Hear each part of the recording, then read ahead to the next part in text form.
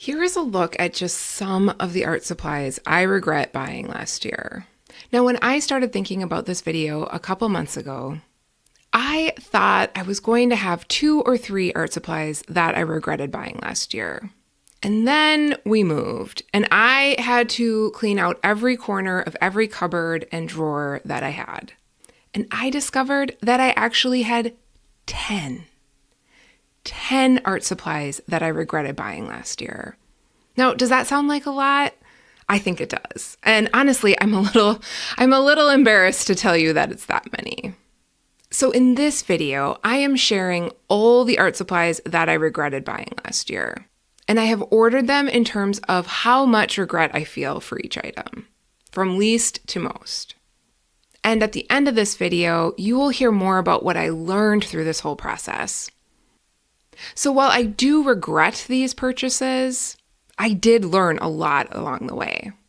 Before I get into those art supplies, I wanted to mention that if you like this video, I ask that you like the video and subscribe to this channel, because these are the best ways to see more videos like this one.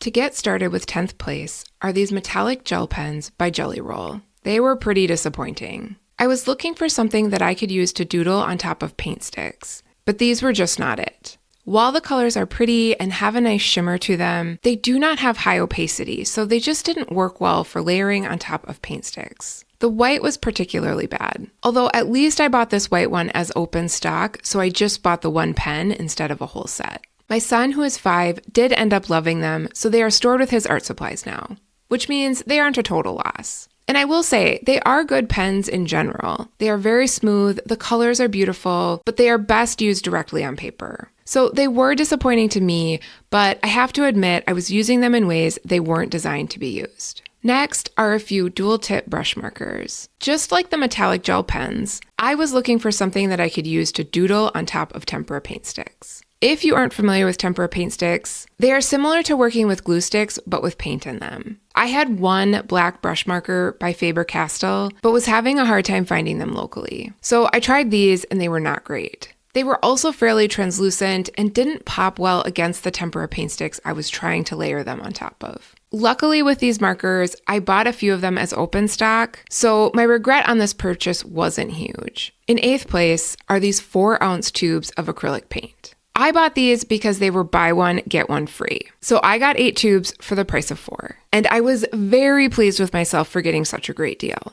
However, I discovered that while 4 ounces or 120 milliliters doesn't sound like a lot, when it comes to paint, 4 ounces is a lot. It's a lot of paint.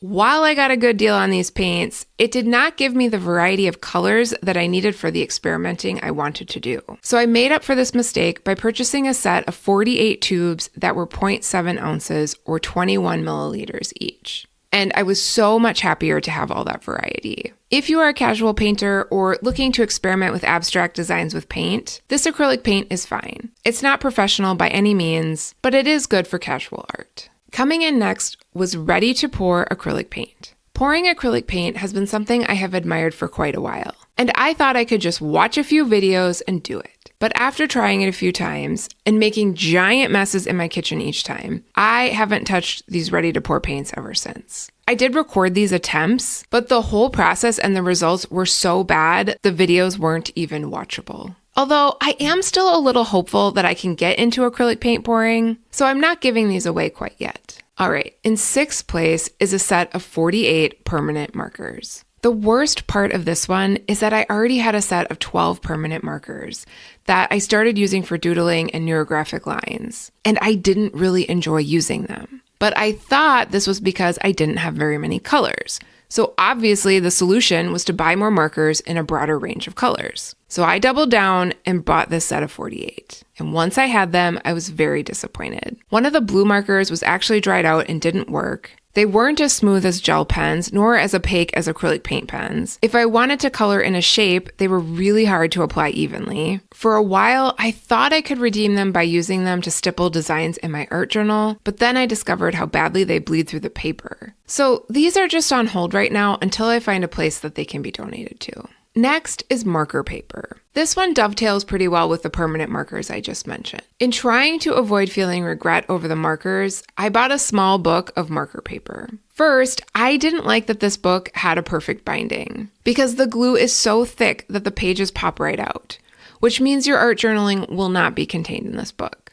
And second, I also didn't care for the texture of this paper. It is too smooth and I couldn't find a tape that wouldn't tear it when removed. Although I have to give it credit that markers don't bleed through it as badly as they do sketchbook paper. On the cover, it does say that it's bleed resistant, and it does live up to that quality. While I regret buying marker paper, I learned how important it is to me to keep my art journaling contained, and that a spiral binding really is the best for the way I work. And luckily, my son won't care about the issues I have with this paper, so it's in his art supplies now. Coming in at fourth place is low-tack tape.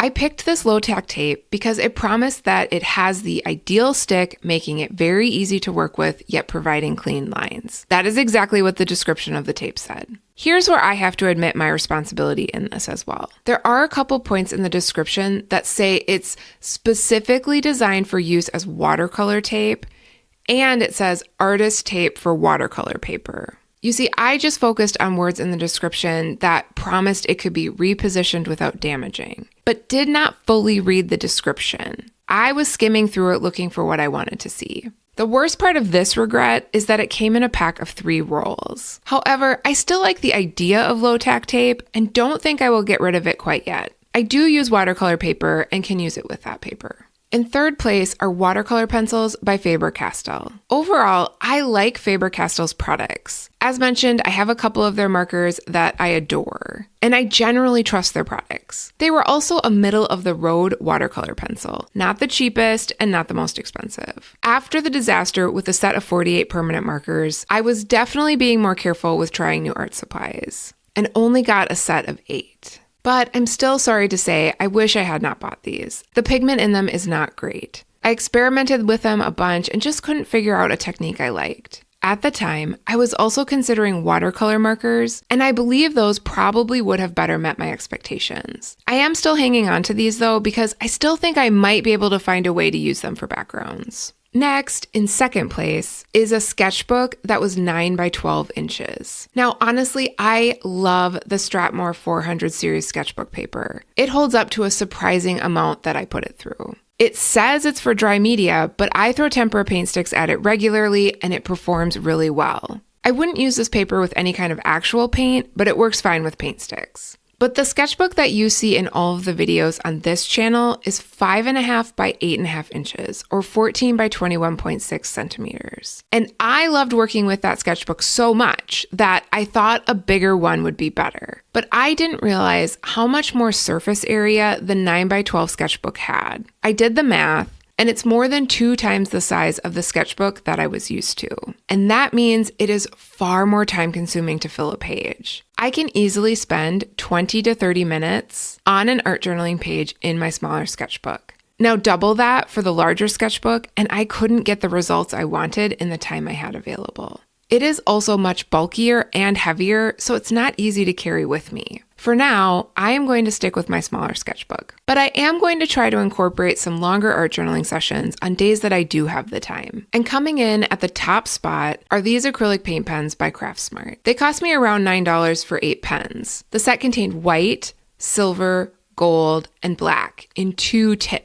There was a fine tip and a medium tip in each color. I thought I was getting a great deal. It was the first time I had bought acrylic paint pens and thought they were pretty much all the same. So I didn't think I could justify buying Posca markers. But I have to admit that I was wrong. These cheaper acrylic paint pens looked okay on paper, but they weren't very smooth to use. Also, the pen itself is smaller than a Posca marker, so it contains less paint. Shortly after I used these a few times, I bought a set of 8 Posca markers and realized their quality far surpasses the cheaper alternatives. I now own more than 50 Posca markers and absolutely love them. And they accomplish what the gel pens, brush markers, and permanent markers couldn't. Now, that was a lot. 10 is a lot of art supplies to regret buying.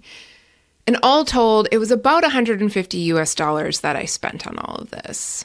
And of course, I don't like to waste money. I try not to.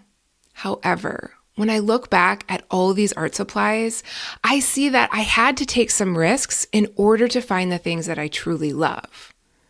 For example, I found a really great washi tape that's 7 millimeters wide. I discovered how fun tempera paint sticks are. And I determined that Posca markers are really the best acrylic paint pens. And there really isn't a class where I could learn everything I learned by buying these art supplies. While I wish it could have been different, last year was also a highly experimental year for me.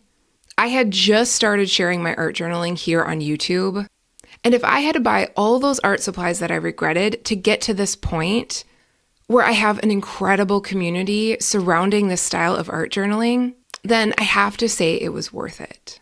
And the good news is, I don't believe I've regretted any of my art supply purchases yet this year. But we will see on that.